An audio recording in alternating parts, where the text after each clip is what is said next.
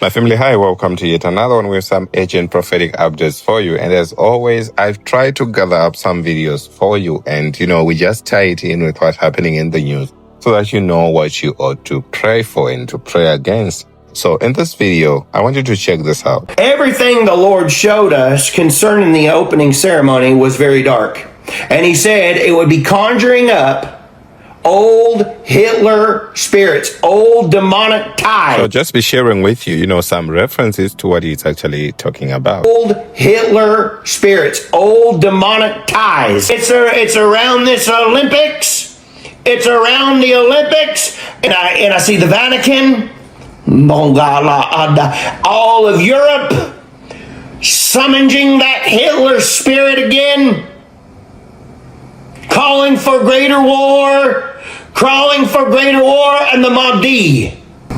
I see these elitists of what I want to call these heads of the Illuminati, these dark figures, are all having satanic practice things together, trying to come against with the finances, with these things, with practice. And that's what the Lord said. You must assemble yourself together as believers to pray. For certain things will only be accomplished through corporate prayer. Churches must come together and unite with what's trying to happen.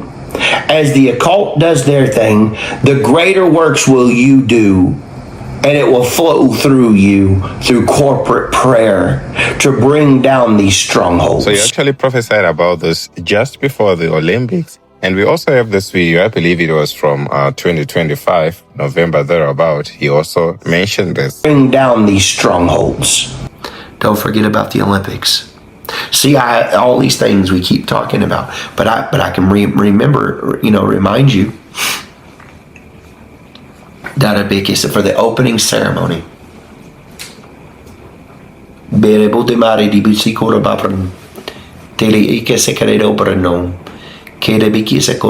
A summoning of darkness, a summoning of witchcraft, a summoning of evil.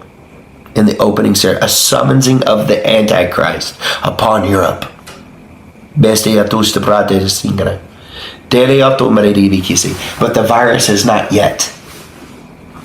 the virus is not yet.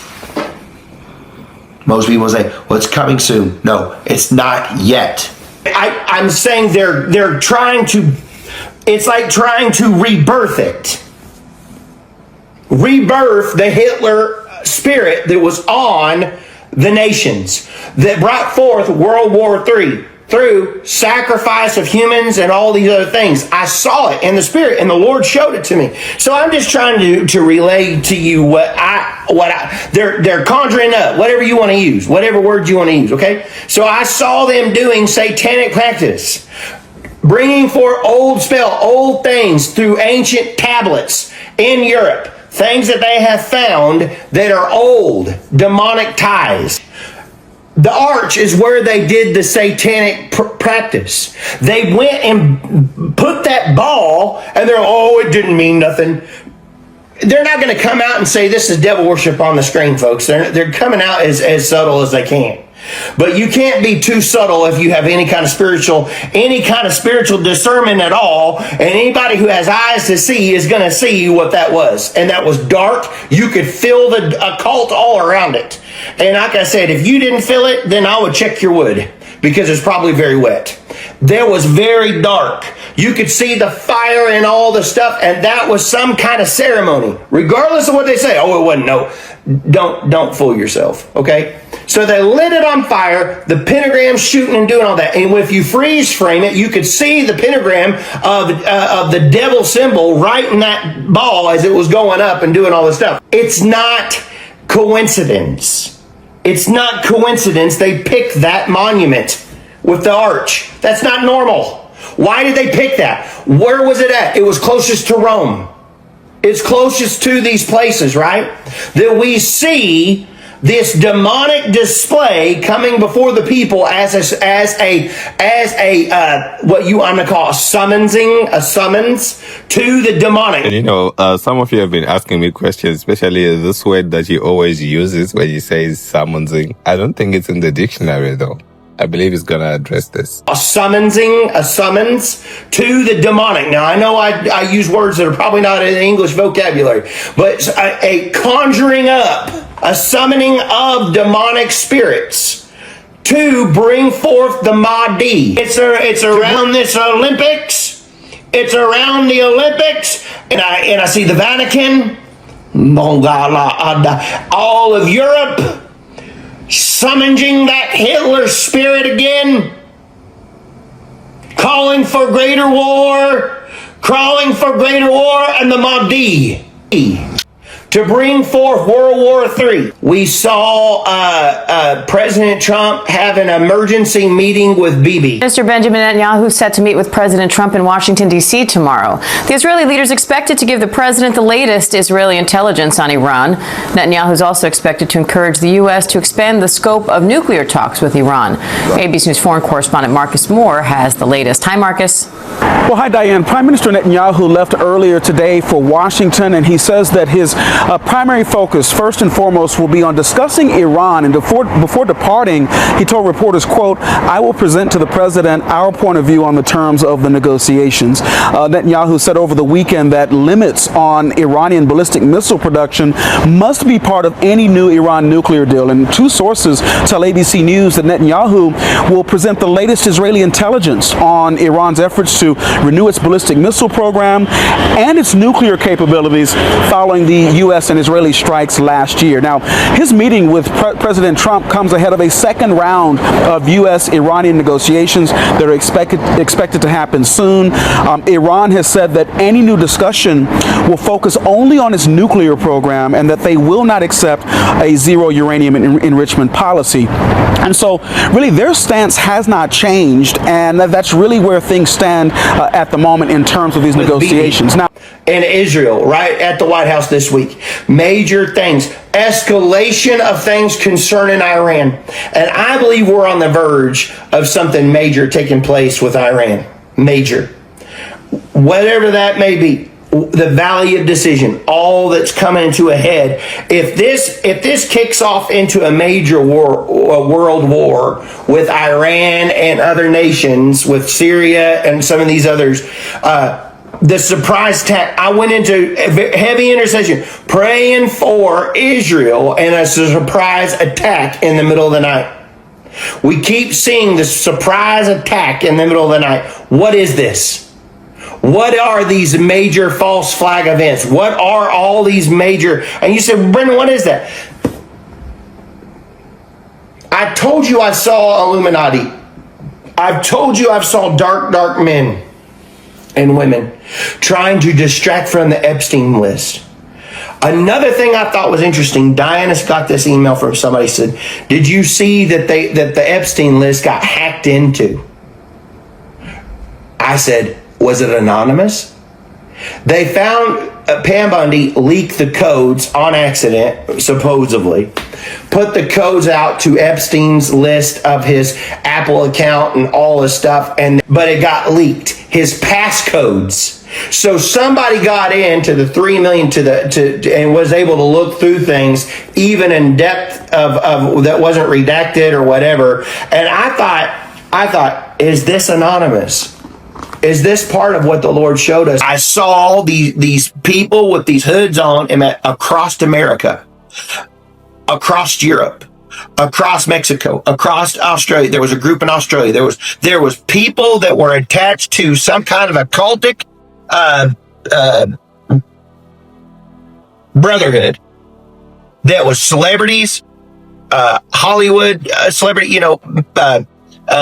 sports people, music industry, you name it. And they were all major big players in our world economy and things that what we do.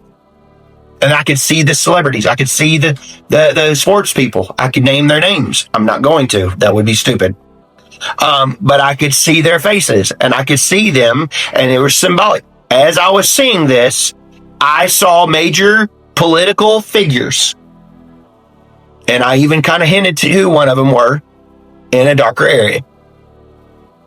When this was shown to me, I saw anonymous. It was painted before my face and a word, and I saw another mask, anonymous. And I saw an individual concerning this. And I'm not going to describe it, doesn't matter. But I saw this individual that was a hacker, a computer hacker, that was some kind of elite computer hacker group. That was, the Lord said that they would get in the days ahead, this kind of hackers were going to get some kind of secret information concerning, like Epstein list stuff, to expose darkness in major arenas. And they wanted a ransom. Big money. Over $40 million is what I was shown. The greater embarrassing moments concerning politicians would come out in the days ahead. Things that wouldn't be blacked out. To expose the darkness, but a ransom of over $40 million. There was things that I saw. And the Lord said to me, this is just the beginning. The 3 million emails that were leaked is just the beginning. I truly believe we're going to see more of that in the days ahead. More things exposed. So my family is still on that thing that is to do with, the demonic and all that, and, people summoning or conjuring spirits. And also a whole lot of stuff that has to do with all these exposures of politicians that we're seeing. I also have to share this with you where Prophet Tomi was reacting to this. I can't share, majority of some of the things that he was actually talking about. I believe, this video might get removed by YouTube. All right. So let's just get to what Prophet Tomi was saying is he was addressing this thing that is to do with what Candace Owens had to say, and also this political tension that is happening in the UK where people are trying to remove case Starmer. My agenda is not to sensationalize you.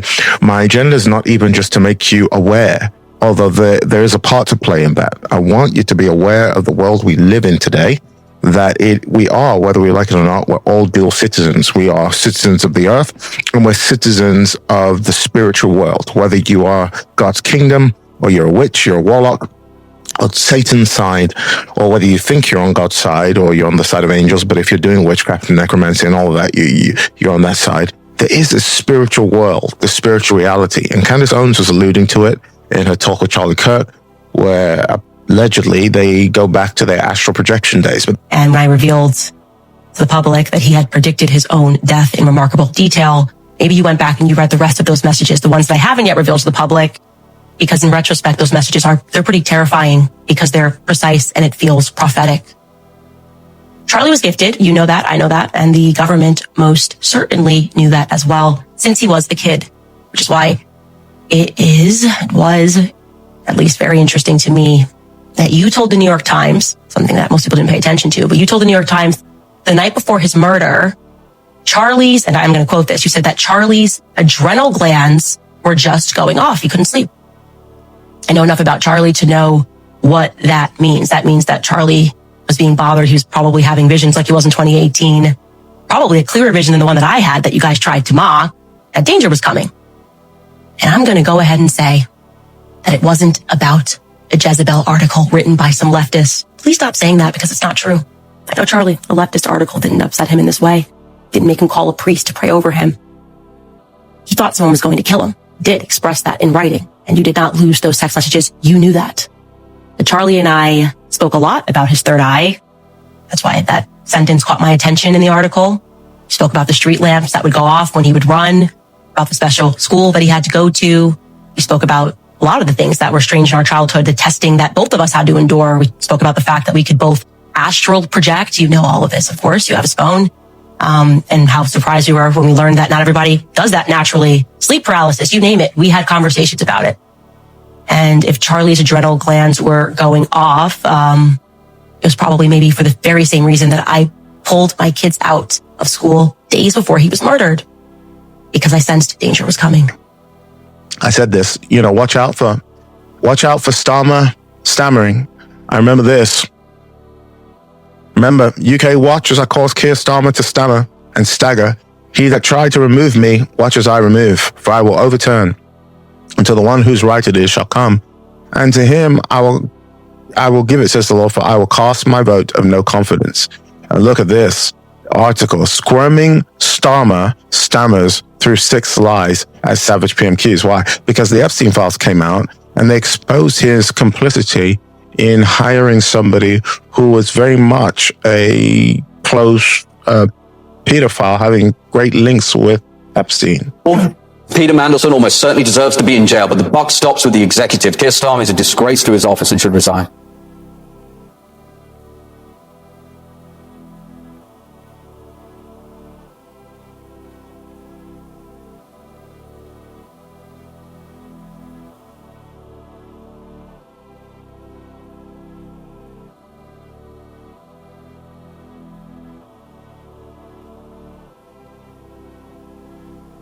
Can I reassure the House, Mr. Speaker? Let me reassure the House. The process for deciding what falls into those categories will not be a political process.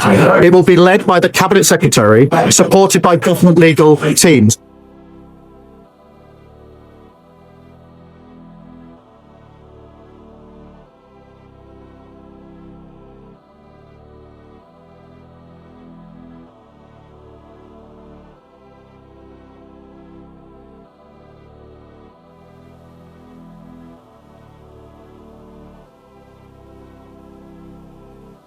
Engulfed in a political scandal that he is struggling to contain. The UK Prime Minister is battling for his political future.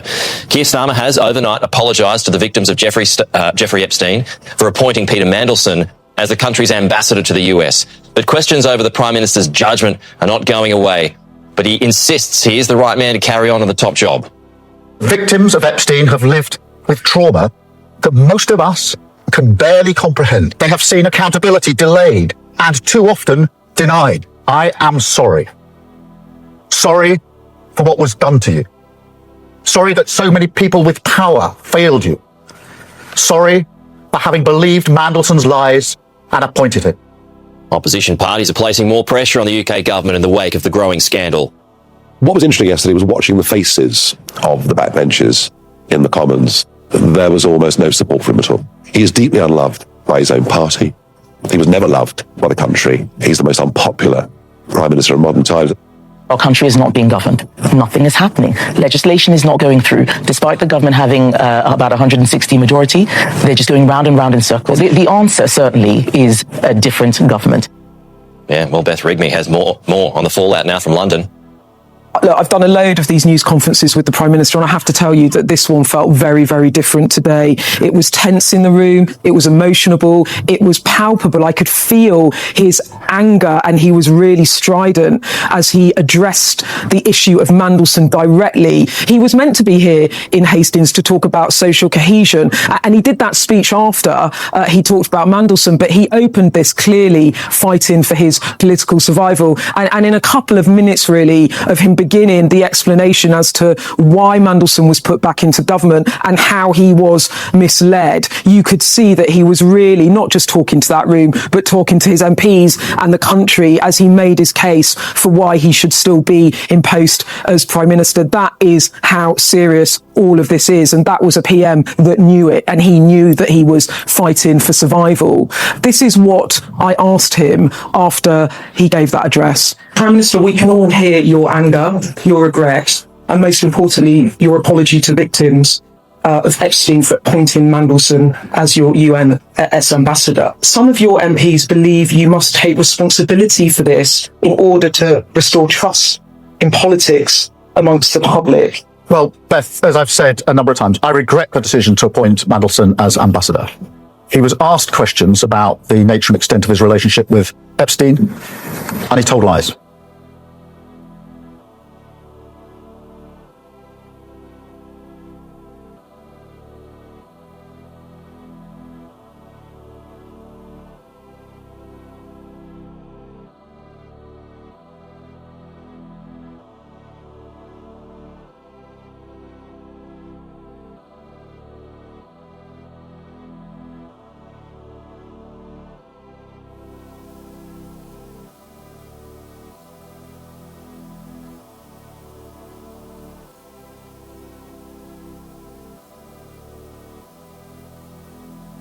The other person who is continuing to feel the heat over the Epstein fallout is Prime Minister Keir Starmer. Questions are now being raised as to how much he knew about Mandelson's relationship with Epstein before he was appointed ambassador to the US.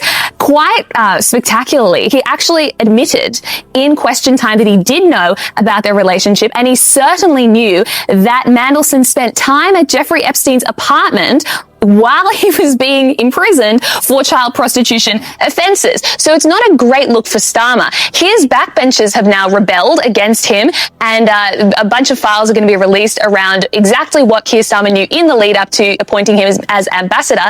Instead of that going through the Cabinet Office, which no doubt would be more controlled by Keir Starmer and his allies, it's going to be put through an independent committee of MPs. Starmer is under incredible pressure. There's speculation this could actually be the thing that brings down his prime ministership. And here he was in question time in the UK today, and his hands were literally shaking.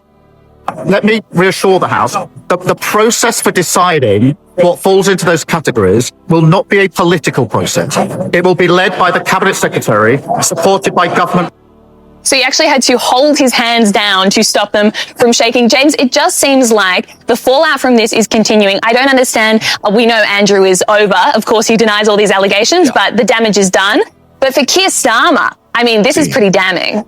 And so somebody said it's not an indictment against Trump. He knows all about it and is fighting this like never before. Not hard enough. I'm sorry. I'm not going to stand here and I'm not going to be a Trump event. Not hard enough.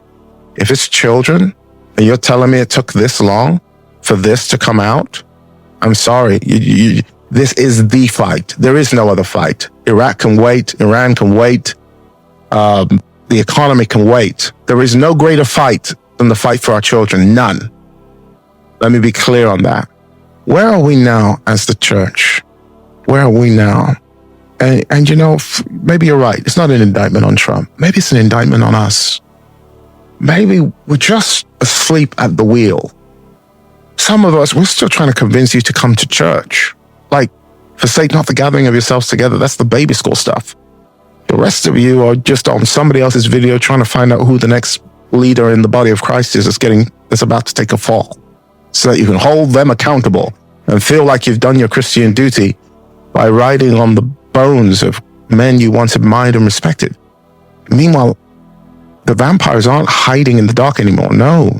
Gone are the folklore tales of them coming out at night. No. They're coming out in the daytime. And one thing I actually like from what the prophet was talking about is, the church must not be focusing on some of this nonsense that is happening, but rather people should be prayerful and focus on prayer. I guess that's the main takeaway we should take from this. And what Candace was saying and all that's really bad.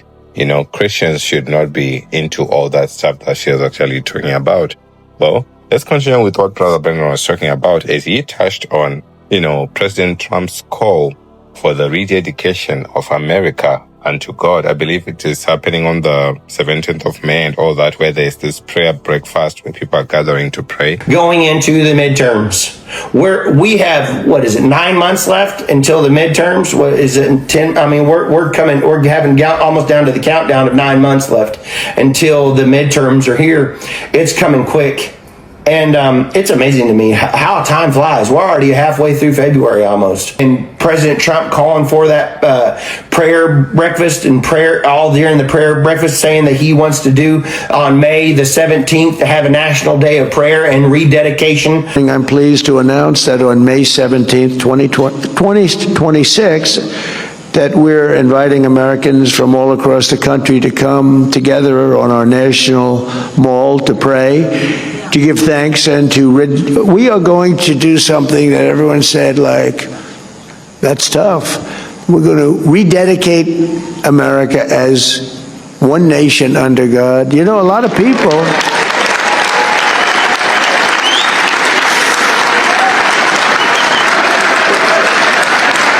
Nation of America back to God, calling this a one nation under God, and the things that we're seeing concerning President Trump, he's in that valley of decision. I'll mention the next one as always. Like, share, comment, and subscribe. Just failed to share this with you. God bless you.